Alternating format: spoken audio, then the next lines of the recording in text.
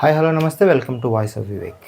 అహ్మదాబాద్ విమాన దుర్ఘటనకు సంబంధించి 279 మంది చనిపోయినట్టు అధికారికంగా తెలియజేయడం జరిగింది. అందులో ఇప్పటి వరకు 215 మృతదేహాలు గుర్తించినట్టు, 198 మృతదేహాలు వారి డిఎన్ఏ, వారి బంధువుల డిఎన్ఏ ద్వారా గుర్తించి 198 మృతదేహాలు వారి కుటుంబ సభ్యులకు అప్పగించి అంత్యక్రియలు కూడా ముగించడం జరిగింది. అయితే ముఖ్యంగా ఈ ప్రమాదం ఎలా జరిగింది, దేనివల్ల జరిగింది, పైలట్ ఏం మాట్లాడారు, తన చివరి మాటలు ఏంటి అనేది అందరికీ చాలా ఉత్సుకతో ఆతృతతో ఎదురు చూస్తున్న విషయం.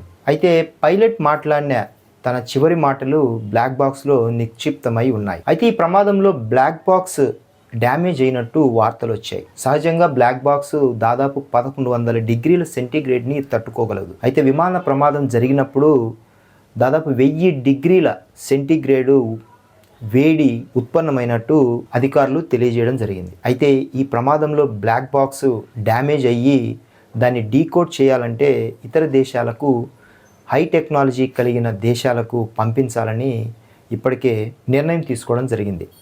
అయితే ఏ దేశానికి పంపాలి అనేది మన దేశంలోని ఏఏఐబి సంస్థ తెలుస్తుంది.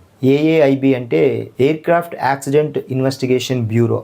ఈ సంస్థ ఏ దేశానికి బ్లాక్ బాక్స్ని పంపాలో నిర్ణయం తీసుకుంటుంది. ఇప్పటి వరకు ఉన్న సమాచారం ప్రకారము బ్లాక్ బాక్స్ని అమెరికాకు పంపాలని, అమెరికాలోని వాషింగ్టన్ డీసీలో ఉన్నటువంటి ఎన్టీఎస్బి సంస్థకు పంపాలని నిర్ణయం తీసుకున్నట్టు వార్తలు వస్తున్నాయి. నేషనల్ ట్రాన్స్పోర్టేషన్ సేఫ్టీ బోర్డు పంపాలని ప్రాథమికంగా నిర్ణయించినట్టు సమాచారం అందుతోంది. అయితే ఎంత త్వరగా ఈ బ్లాక్ బాక్స్లో ఉన్నటువంటి సమాచారాన్ని డీకోడ్ చేస్తారు, ఎప్పటికి అందుతుందనేది సమాచారం తెలియదు. అయితే ఎంత త్వరగా వస్తే అంత త్వరగా ఈ ప్రమాదం యొక్క కారణాలని తెలుసుకోవాలని మాత్రం యావత్ దేశం ఆతృతగా ఎదురు చూస్తోంది. వీడియో నచ్చితే లైక్ చేసి, షేర్ చేసి, కామెంట్ చేయండి.